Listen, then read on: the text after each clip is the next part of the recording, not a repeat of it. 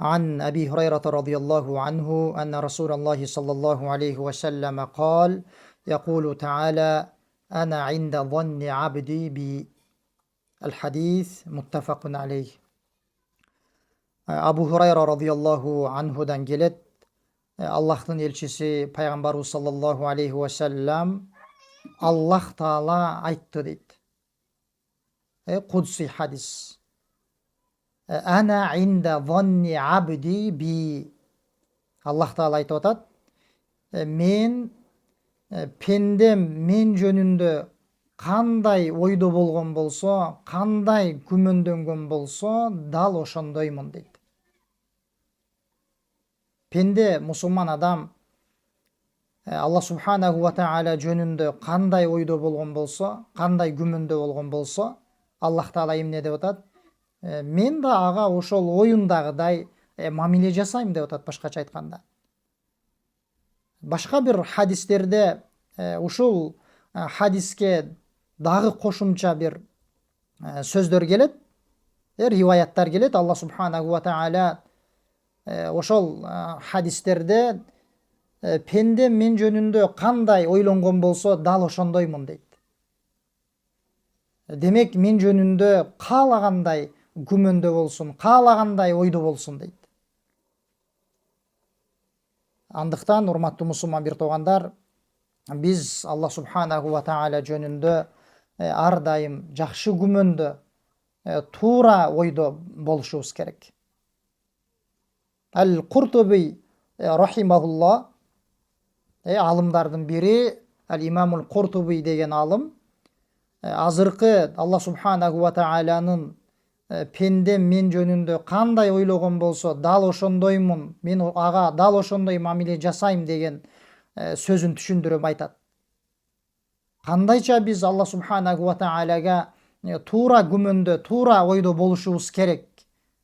Мына ушул нерсенин кээ бирки маанилерин баяндап айтат, урматтуу мусулман бир туугандар. Айтат рахимахулла: «Заннул ижабати инда дуа». Алла субханаху ва тааладан бир нерсе тилеп дуа кылган учурубузда Аллах Таала биздин дуабызга жооп берет, Аллах дуамды кабыл кылат деп, ушундай туура жакшы күмөндө болуу деди. Дуа кылган учурда Алла субханаху ва тааляга кандай жакшы күмөндө болобуз? Азыркы хадисте айтылып аткандай. Эмне деп атат? Дуа кылган учурда эми ошол дуанын кабыл болуусун күмөндөнүү, кабыл болуусун Алла субханаху ва тааладан үмүттөнүү деп атат. Ва заннул кабули инда тауба. Жана тообу кылган учурда, кандайдыр бир кемчилдиктерден, күнөөлөрдөн тообу кылып Алла субханаху ва тааляга кайткан учурда, эми ошол тообумду Алла субханаху ва тааля кабылдайт деп жакшы күмөндө болуу. Тообумду Алла субханаху ва тааля кабылдады экен, кабыл болду экен, Аллах менин дуамды кабыл кылды экен деп эмес, урматтуу мусулман бир тууган. Тескерисинче, Раббиме мен тообо кылдым деп, тообонун шарттарын баарын аткарып туруп, эми Раббим менин тообумду кабыл кылат деп күмөндөнүшүбүз керек. Жана ошондой эле ва заннул магфирати индал истигфар деди. Аллах Тааладан күнөөлөрүмдү кечир деп истигфар айткан учурда Аллах кечирет деп күмөндөнүү. Мынаки Алла субханаху ва тааля жөнүндө жакшы күмөндө болуунун мааниси.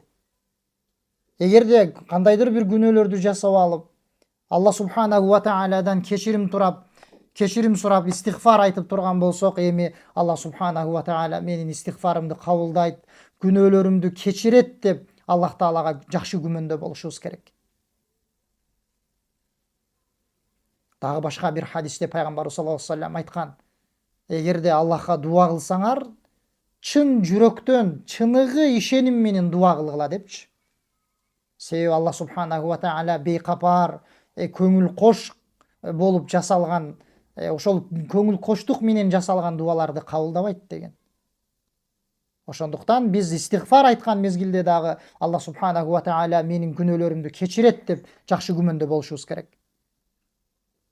Жана да ал имамул Куртуби рахимахулла сөзүн улантып айтат: "Ва заннул мужазати инда фи'лил ибада". Эгерде биз кандайдыр бир ибадат жасай турган болсок, Аллах Таалага кандайдыр бир салих амалдын түрүн жасай турган болсок, эми ошол амалыбызга, ошол ибадатыбызга, ошол салих амалыбызга Аллах сооп берет, өзүнүн сыйлыктарын берет деп ушундай күмөндө болушубуз керек. Мынакей урматтуу мусулман бир тууган, Алла субханаху ва тааля жөнүндө туура күмөндө болуунун, туура ойдо болуунун эмне кээ бирки маанилери. Алла субханаху ва тааля жөнүндө биз мына ушундайча туура күмөндө болушубуз керек. Жана башка илим ээлери эскерген, жана башка диндин башка маселелеринде, жана башка жашообуздун башка маселелеринде дагы Алла субханаху ва тааля жөнүндө биз туура түз ойдо болушубуз керек. Анткени айтканыбыздай, Алла субханаху ва тааля пендем мен жөнүндө кандай ойлоно турган болсо, кандай күмөндө боло турган болсо, эмне деп атат? Мен ал пендеме дал ошол күмөнүнө жараша мамиле жасайм деп атат. Күмөнүнө жараша, оюна жараша мамиле жасайм деп Алла субханаху ва тааля айтып атат.